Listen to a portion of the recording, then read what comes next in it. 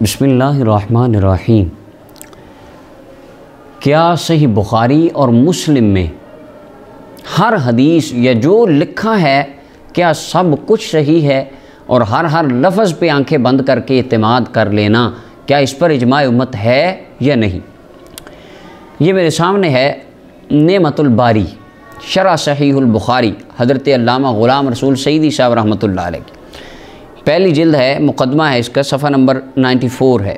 اس کے اوپر مسامحات بخاری کے اندر علامہ غلام رسول سعیدی صاحب رحمۃ اللہ نے ایک علمی ڈیبیٹ پیش کی ہے امام بخاری رحمہ اللہ کے مسامحات کے بارے میں۔ فرماتے ہیں امام بخاری اپنے تمام تر علمی اور فنی کمالات کے باوجود انسان اور بشر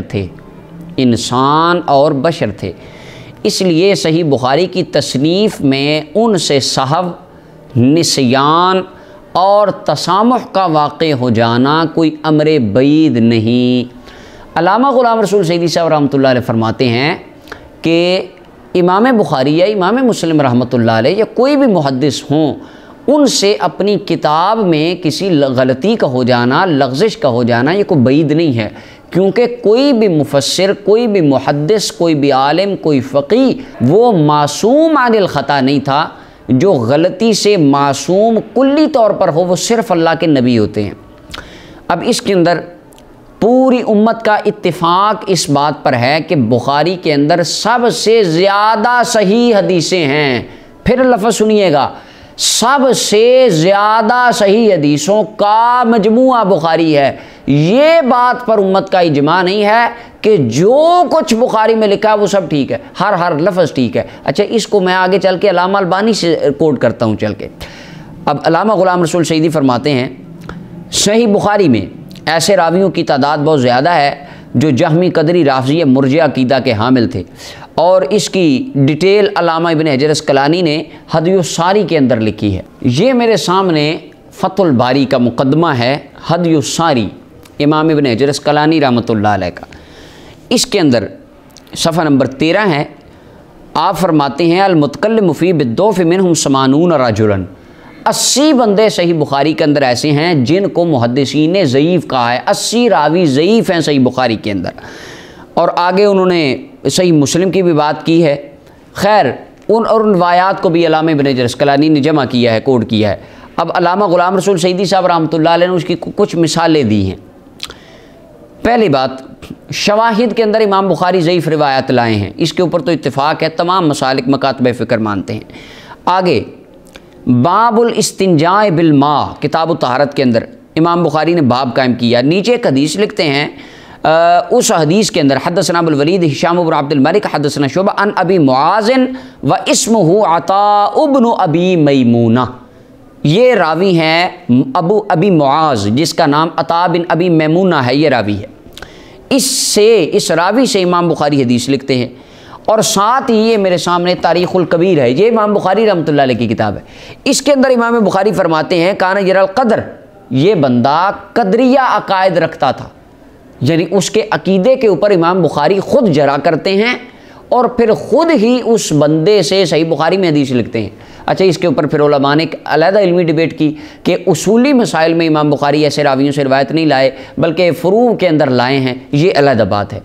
جہاں تک بات ہے کہ راوی کیسے ہیں، ان کے اوپر جرا ہو سکتی ہے یا نہیں، تو یہ دیکھیے خود ہی امام بخاری جرا کر رہی، میں نہیں کر رہا، یہ علامہ غلام رسول سعیدی نہیں کر رہے۔ سعیدی صاحب رحمۃ اللہ علیہ پہ آرٹیکلز لکھ دیے، خوارج نے بھر دیا، جڑ ان کا پتہ ہی نہیں تھا ان کو تو کچھ، نعوذ باللہ۔ اب علامہ غلام رسول سعیدی رحمۃ اللہ کی کتنی گہری نظر ہے، اور ایک علمی ڈیبیٹ انہوں نے پیش کی کہ یہ امام بخاری خود اس کو کہتے ہیں قدریہ تھا اور پھر اسے روایت لکھتے ہیں۔ دوسری مثال لے لیجیے، کتاب المغازی کے اندر حدیث لکھتے ہیں امام بخاری حدثنی عباس، آگے اس کے اندر ان ایوب ابن عائذ، ایوب بن عائذ نام کا ایک راوی ہے، اسے حدیث لکھتے ہیں امام بخاری۔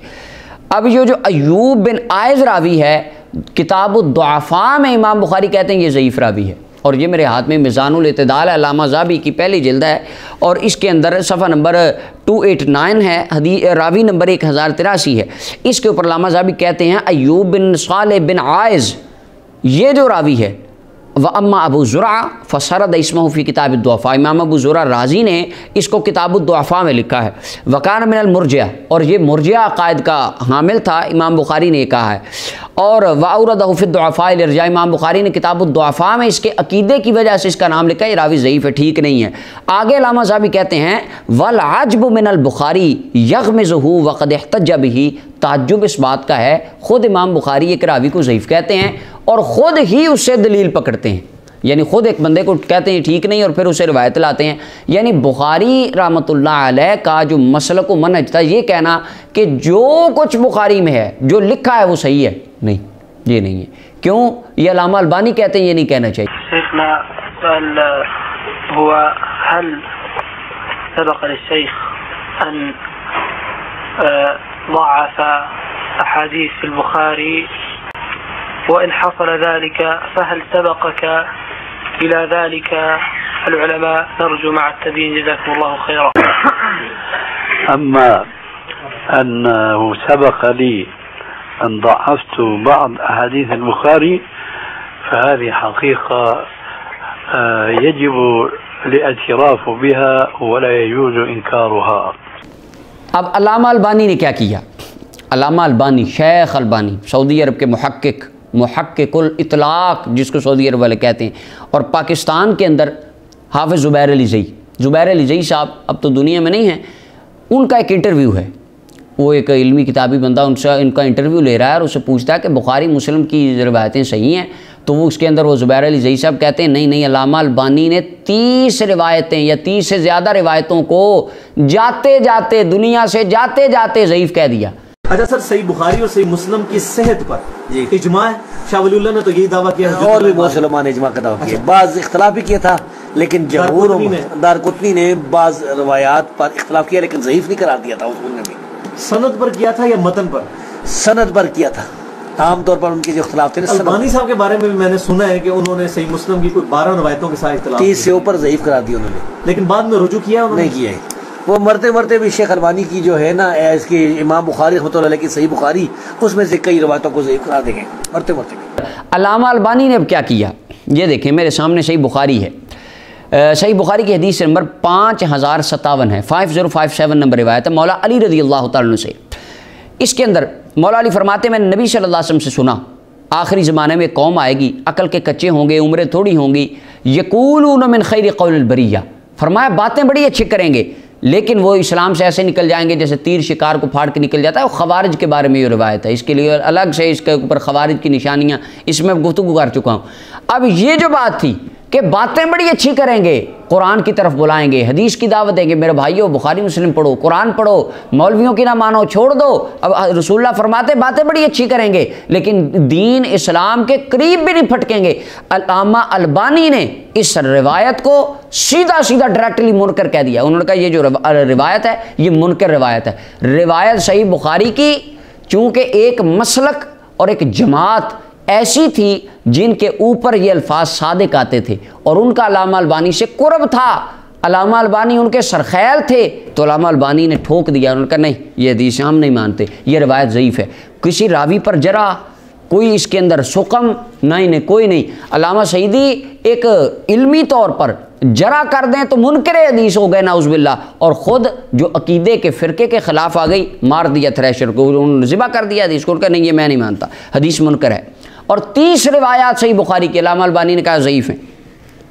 اس کے بعد دیکھیے صحیح بخاری کا دوسرا مقام حدیث نمبر 5101 ہے، یہ باب وامہاتکم اللاتی ارضعنکم کتاب النکاح کے اندر حدیث ہے، تیسری حدیث ہے اس باب کی۔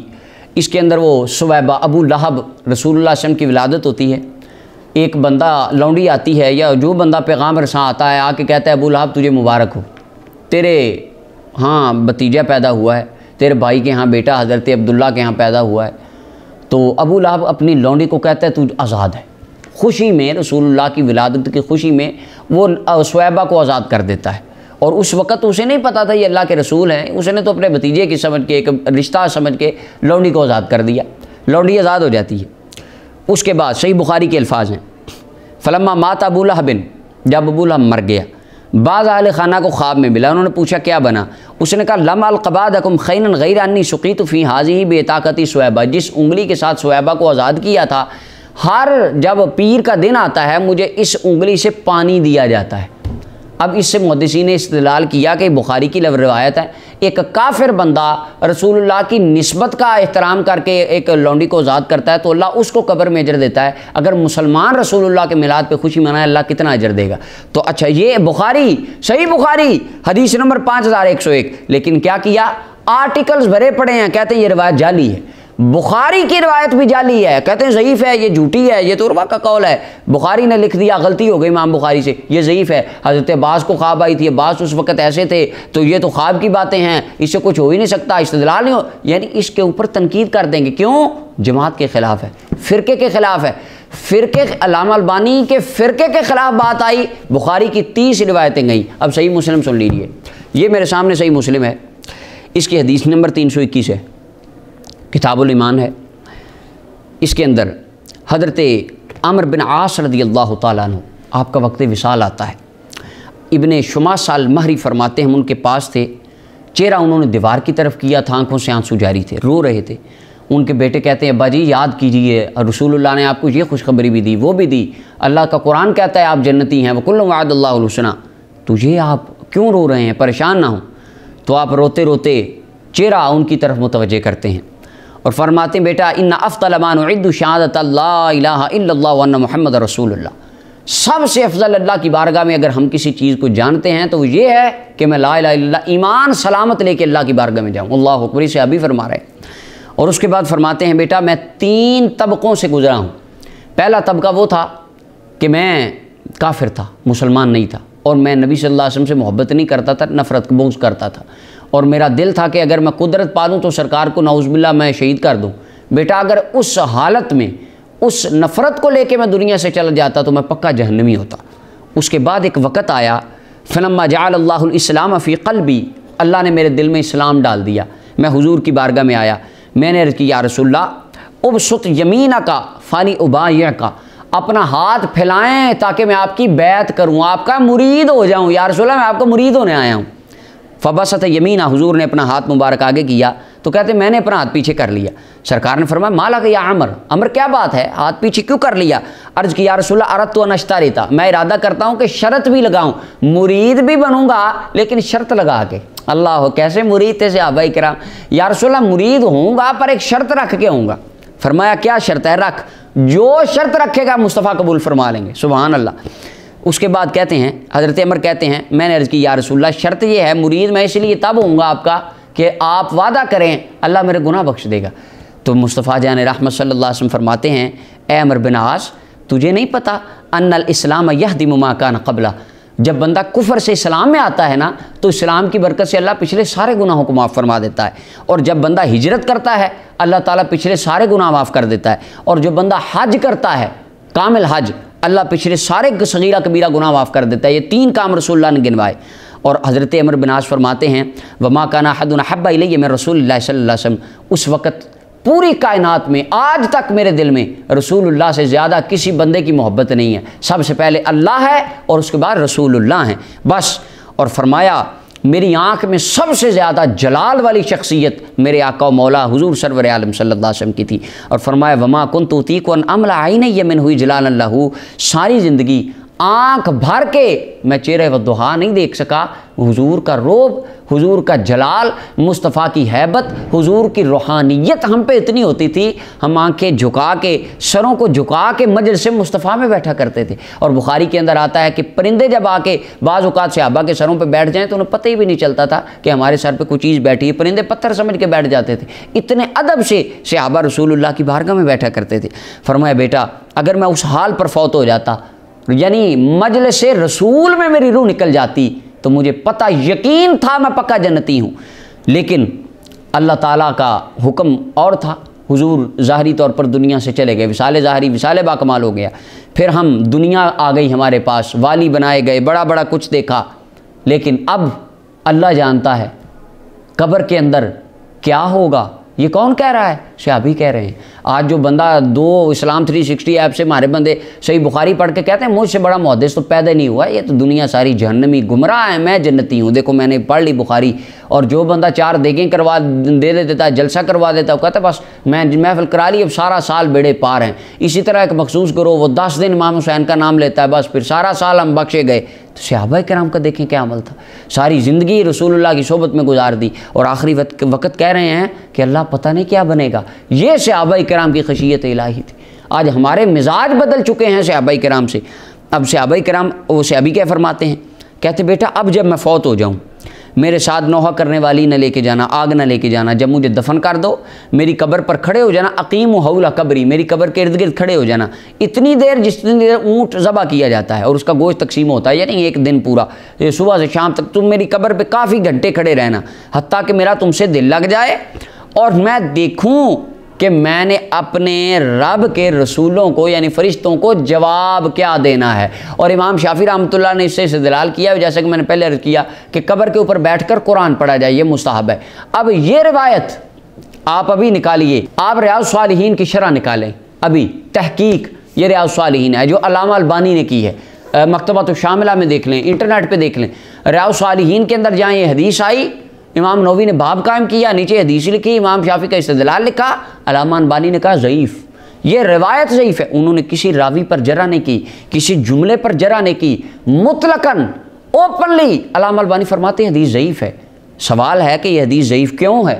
کیا صرف اپنے عقیدے کے خلاف ہے اس لیے، فرقے کے خلاف ہے اس لیے، نظریات کے خلاف ہے اس لیے یہ روایت ضعیف کہہ دی؟ 30 روایات صحیح بخاری کی ضعیف کہہ دیں۔ 2 کی مثالیں میں نے آپ کو پہلے صحیح بخاری سے پڑھ کے سنا دی، یہ ایک مثال صحیح مسلم سے سنا دی، علامہ البانی نے اس کو ضعیف کہہ دیا، اور علامہ البانی مسلم میں بھی ضعیف روایات کے قائل تھے۔ یہ دعویٰ کہ بخاری میں جو لکھا ہے جی ہم بس وہ بخاری مانتے ہیں، تو یہ بھی ان کا دعویٰ دوستوں کا غلط ہے، یہ نہیں مانتے۔ بخاری کے اندر ان کے فرقے کے خلاف جو روایت آ جائے یہ اسے بھی رد کر دیتے ہیں اور بغیر دیکھے کر دیتے ہیں، کوئی راوی پر جرح نہیں۔ حالانکہ اگر ہم کہہ دیں کہ نبی صلی اللہ علیہ وسلم پر جادو ہوا تھا، بخاری میں لکھا ہے یہ روایت ٹھیک نہیں، تو کہتے ہیں منکر حدیث، ہم راوی پر جرح کریں گے، اس پہ انشاءاللہ اللہ تعالیٰ کی توفیق سے میں الگ سے گفتگو کروں گا، تو کہتے ہیں یہ منکر ہو گئے۔ اگر ہم تحفظ ناموس رسالت میں، انبیاء کے تحفظ میں، انبیاء کی شان کے تحفظ میں کسی روایت پر جرح کر دیں تو کہتے ہیں یہ منکر حدیث ہو گئے، اور اپنے فرقے کے خلاف، جماعت کے خلاف، مسلک کے خلاف، نظریات کے خلاف کوئی روایت آ جائے اسے آنکھیں بند کر کے ضعیف کہہ دینا، یہ کہاں کا انصاف ہے؟ خلاصہ ساری گفتگو کا یہ ہے کہ علامہ البانی نے ایک راستہ کھولا ہے، علامہ البانی نے یہ راہ دے دی ہے امت کو کہ جو آپ کے نظریے کے خلاف روایت آئے آنکھیں بند کر کے اسے ضعیف کہہ دیں آپ، اور اس کو آپ دیوار سے لگا دیں، اس کا انکار کر دیں، بس ضعیف کہہ دیں، لوگوں پہ روب ڈال جائے گا۔ اور ایپس بھری پڑی ہیں، کتابیں چھپ رہی ہیں، علامہ البانی نے ضعیف کہہ دیا، ضعیف کہہ دیا، کیوں کہا؟ بخاری کو بھی ضعیف کہہ دیا، کیوں کہا؟ کوئی پتہ نہیں، کوئی جرح نہیں راوی پہ، بس کہہ دیا جی ضعیف ہو گئی روایت۔ تو اپنے فرقے کے خلاف جو روایت آئے اس کو اندھا دھند ضعیف کہہ دینا، کیا یہ انصاف ہے؟ بجائے اس کے کہ علمی ڈیبیٹ چلائی جائے، سند دیکھی جائے۔ ہاں اگر بخاری کے اوپر کوئی گفتگو کرنا چاہے ہم کریں گے، دیکھیں گے، اس کی سند دیکھیں، جیسے یہ اور محدثین کرام نے اس کے اوپر کیا ہے۔ تو امام بخاری اور امام مسلم رحمہم اللہ، آپ دونوں کو اللہ تعالیٰ نے یہ شان عطا فرمائی تھی کہ ان کی کتابوں کو تلقی بالقبول حاصل ہے امت کے اندر۔ سب سے زیادہ صحیح ترین حدیثیں اسناد کے اعتبار سے دوسرے محدثین کی بنسبت ان ائمہ نے اپنی کتابوں میں جمع فرمائیں۔ باقی غلطی سے معصوم کوئی نہیں ہے، تسامحات ان محدثین کرام سے ہوئے ہیں، بعض روایات جن پر دیگر محدثین کو اعتراضات تھا انہوں نے اپنی کتاب میں وارد کیا ہے، محدثین نے اس کے جواب بھی دیے ہیں، لیکن اپنی نظریے کو ثابت کرنے کے لیے آنکھیں بند کر کے کسی روایت کو اندھا دھند سے ضعیف کہہ دینا یا اس کو دیوار سے لگا دینا، یہ علامہ البانی ایک راہ کھول گئے ہیں۔ اب پتہ نہیں یہ بند کیسے ہوگا، لیکن یہ بات ٹھیک نہیں ہے کہ بغیر کسی وجہ کے آپ کسی روایت کو ضعیف کہہ دیں۔ اللہ تعالیٰ ہمیں اس کے اندر غور کرنے کی توفیق عطا فرمائے، اسے سمجھنے کی توفیق دے۔